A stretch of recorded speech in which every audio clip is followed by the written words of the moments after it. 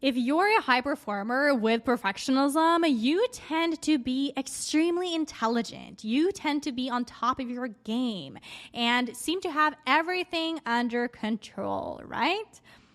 But what's the sacrifice? Oftentimes, what I see in the high performers with perfectionism that I coach to overcome perfectionism is that they tend to struggle with love. They tend to have this belief that I'm only worthy of love and belonging if I only do X, right? Insert the blank, right? If I only maintain my intellect, if I only just continue to accomplish, if I only can provide enough, then I will be worthy of love and belonging. But of course, you tend to struggle with relationships and love. I know because I've been there myself. And I was so utterly disconnected and even lonely at times when I was stuck in perfectionism. I know it deep down that the root cause of it is the very fact that you can't seem to take the armor off, to allow yourself to take a risk and be vulnerable and raw with your imperfections. That is what you're really afraid of, isn't it? So here's really why it is that intelligent people tend to struggle with love. First, you are comfortable being independent. You overthink everything, right? You trust your mind more than your heart. You aren't easy to understand. You have high standards, unrealistic standards. You value personality more than appearance, and you prefer not to be deprived of your personal freedom. This is oftentimes why you tend to struggle with love and prefer to just keep on going on your hamster wheel, right? With whatever you're building and creating for yourself. Because that you do have control over. But if there's one thing that I've learned that you do not have control over necessarily to the same extent that as a business, for instance, it is your relationships. Because you can't control someone, can you? No, you can't. And so, because we're dealing with uncertainty and emotional kind of vulnerability, right? And because that is what you probably deep down fear the most at a subconscious level, you tend to avoid it. You tend to self-sabotage it. You tend to maybe do a relationship for a little while, but you can't seem to actually do it in the long haul because of the challenges that do come up, and that's not really perfect. Or doesn't feel perfect at all. So let's go through these different things, right? Again, first we have you are comfortable being independent. So as a high performer, right, you probably have coped with perfectionism. Because at some point in your life, right, you were the one to take responsibility of something. You were the one that had to be in control and stay independent. Or you might have gone through, relational trauma where you've been abandoned or you have been, trashed basically or left out or isolated. And so you then picked up the belief that I need to be independent in order to thrive. In order to thrive, I need to be independent. And this belief sank into your subconscious mind. And so that is exactly what it is that you have created for yourself. An existence of independence. But how does it feel? How fulfilled do you really feel deep down? No matter your success, no matter how well you've done, how do you really, really, really feel? Do you feel connected or disconnected to yourself and others? How do you really feel? Question that. So again, you're comfortable being independent. Furthermore, you overthink everything, right? And when you overthink everything, then obviously relationships can be pretty troublesome. It can bring a lot of stuff up from your subconscious that is to be healed and grown through when you're being triggered in relationships, when you're being mirrored and seen by someone truly, authentically, right? And so that oftentimes trigger your overthinking, because that is a perfectionistic tendency, isn't it? To be able to stay in control or feel like you stay in control, which is just an illusion, by the way, but you stay in control, right, through overthinking. So you basically think that if I just think enough about this thing, if I just solve this relational kind of issue that I have here, then everything will be fine. Then I will be safe. I will be loved.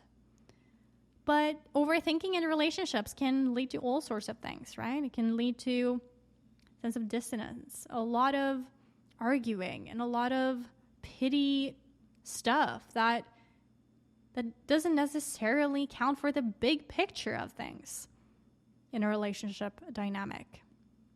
So you can become obsessively compulsive around details around the other person or around yourself or around the relationship, and it can become really exhausting at times to maintain that kind of dynamic. Then we have another one here. So you trust your mind more than your heart. And so what happens then? Well, let's say that you are to date someone. You are wanting to attract a relationship into your life. You're wanting to have some sort of connection in your life, but you're in your head more than in your heart. You're more about thinking about what that partner should look like, should be like, should feel like, what it is that you should create together. And so you begin analyzing relationships more and a potential partner more and what could be in the potential future than actually being led by your freaking heart, right? I'm not saying that you're going to abandon your mind, right? And just being fully emotionally just drawn to one person, which is totally not in alignment with your values. I'm saying being able to tune into your intuition through your heart and also have heart-to-heart conversations with the mind about what you do value, what the other person values, right? And being able to bridge that gap there and see if that could be a potential relationship that could grow. But again, not overthinking the long term and being more present with what is instead of living in the fantasy of what could be. See? Because if you do live in that fantasy, that oftentimes leads to you being stuck in codependency. And the other one may be having narcissistic tendencies. And then you have that dynamic going on, which we want to have like a secure, relationship where you both feel seen and heard and understood and shown up for and cared for and loved. And that all begins not in the mind, but in the heart, right? Furthermore, you might have the tendency to not be easily understood, right? You are really not easy to understand because you are intelligent. You have a lot of thoughts. You have a lot of, capacity to intellectualize and to see patterns and to, bring things to life maybe. And so you find it hard to be understood fully and completely. And so you might armor yourself up because you think, well, they won't understand me anyways. But what if they do? What if they do? What if you just allow yourself to be known slowly but surely as who you are and who you are becoming day by day, moment by moment? And what if you can't be fully understood ever? What if a human being can't ever be fully understood? Because you can't, because you're always growing and expanding. And the only one that will truly know you is your soul, is your relationship to yourself. And you can only know more about yourself. You can at least know more about yourself through a relationship dynamic. And so procrastinating on being in relationships because you feel like you won't be understood completely by them, it won't really deepen your personal growth, to be honest. It won't. Furthermore, you have high standards, right? You have really, really high standards. And not just high standards, but unrealistic standards as far as these standards just cannot be fully met. Because what this means is that you then have one standard here, and when those are met, you begin creating another standard and another standard and another standard. And so the standards can become really overwhelming, not only to you, but to those that you are in a relationship with, to be able to meet those. When the fact is that when you bloom beyond perfectionism, which is what I help you do through, for instance, my Bloom Beyond Perfectionism program, which is the signature program that is like a 1-year commitment, for those who really, truly want long-term transformation and are interested in a long-term partnership and coaching to be able to really transform your identity from being like a perfectionist to someone who is a bloomer, right? When you begin, right, to rather create not standards per se, right? Not standards, but rather intentions, and be clear on your values. That is way more helpful in a relationship dynamic than having all of these standards come up all the time, right? So check in with where you are with how you set standards and how you communicate them. And if you could possibly maybe rather communicate what is okay and what is not okay, which are your bloom boundaries, which are built on what it is that you value. So what do you value? What do you value? Where is the line between what is okay and what is not okay? That is way more helpful than having all of these different standards laid on top of each other and making the other person and you feel less than over time. Also understanding that, when you bloom beyond perfectionism, right, you don't necessarily need these standards anymore because you feel whole and complete within yourself. And you don't need anything from anyone, right? You don't absolutely need something or someone to, fully and completely just fill you up. You don't come from that place anymore because you know your worth fully and completely. Being able to have someone in your life that are there for you and with you to share your life with, to share your ups and downs with, to share your growth with, that is beautiful. That's a beautiful journey. But we're not there to, be there to fill the emptiness within each other. That is our own inner work, right?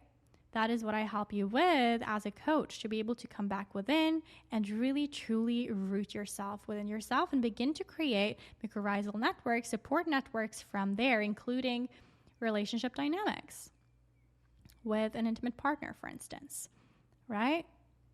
Be able to attract that partner from that place of feeling rooted within yourself, beyond perfectionism, beyond having these unrealistic standards imposed on them, because that is other-oriented perfectionism. And we want to bloom beyond that because that creates way more meaning and fulfillment for the both of you. Also, right, you tend to value personality more than appearance. And so this might make you struggle with love as well. So you tend to probably connect deeply with people's minds and the way that they're thinking. If you're very analytical as a high performer and logical about things, then, their appearance. And I think that, being able to kind of tune into your body, tune into what feels good, and tune into not just the personality, but, the appearance and the soul beneath that, that is where we want to come from when we're engaging in relationships. Truly, it's like go beyond the personality, go beyond the appearance, and connect with someone's soul.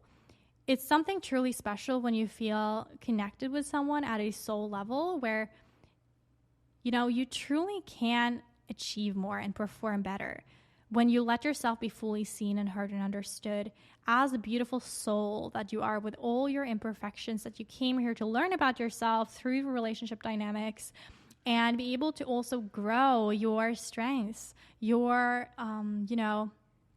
gifts too. That is what the relationships truly are for. Furthermore, and lastly, you may prefer not to be deprived of your freedom. This is so freaking common among the high performers with perfectionism that I serve, that I support, where it's like, well, I value having the freedom to be where I want, whenever I want, with whomever I want. And I cannot afford to be in a relationship right now that draws my attention from the freedom that I've created for myself or the freedom that I continue to maintain. I can't afford to have someone come in and distract me from that. That's kind of the frame of mind that I get or recognize that a lot of high performers have. And so you're kind of in this race, this hamster wheel of going, and being like, oh no, I will get out and exit the hamster wheel once I have X, Y, and Z, right? And once I have that, then I can begin exploring relationships. Then I can become, a partner with someone, because I need to be ready, right?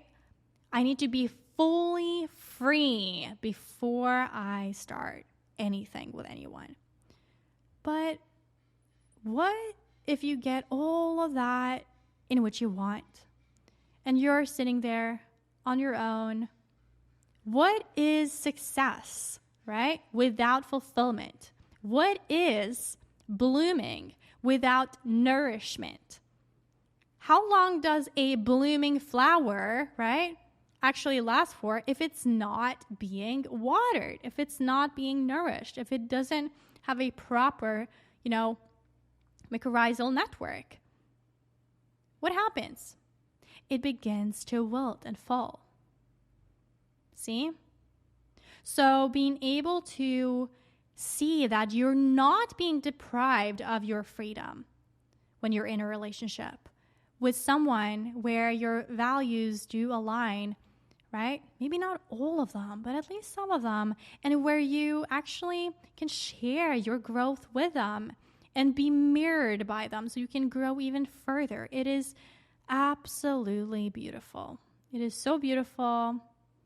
And I truly believe that these relationships, that they get drawn to you when you most need it, right? When you are not ready for it. I wouldn't say that, but I would say drawn to you when you're in a place where your soul is meant to grow with another person. Because sometimes we're just not. Other times we are. So it's being able to trust the timing. Trust the timing, yet at the same time, taking spiritually aligned action to create that for yourself, and really just allowing yourself to be emotionally vulnerable and taking the armor off and being able to create freedom for yourself in different areas at the same time. Also your relationships, and not putting it off, waiting it off until some, time in the future when, right? Because trust me, you can be intelligent. You can know a lot, and you can have connection at the same time that is deep, that is soulful, that is fulfilling, that is long-lasting, that is meaningful to you. You can have that, and I want that for you because I've created it for myself, and I've known what it's like to not have it. Go to bloombeyond.com/apply. I want to invite you to join the Bloom Beyond tribe with other sunflowers and bloomers, meaning high performers who are committed to create a life and business of freedom from perfectionism with the power of the subconscious mind. It's a community, right? A platform to which you get to be able to also then be there to get some free coaching for 30 days. And then also you get to explore our paid programs if you're ready to actually embark on that, right? If you are a long-term person who's in for a long-term coaching commitment to truly transform your identity beyond perfectionism and kind of go deep into your subconscious, right? And create from that place, create relationships from that place, that is really beautiful. That is really beautiful, and that is what we can create together. Just apply to join to that group, and it's a 256 members limit, right? We do monthly cohorts as well. There's a waiting list.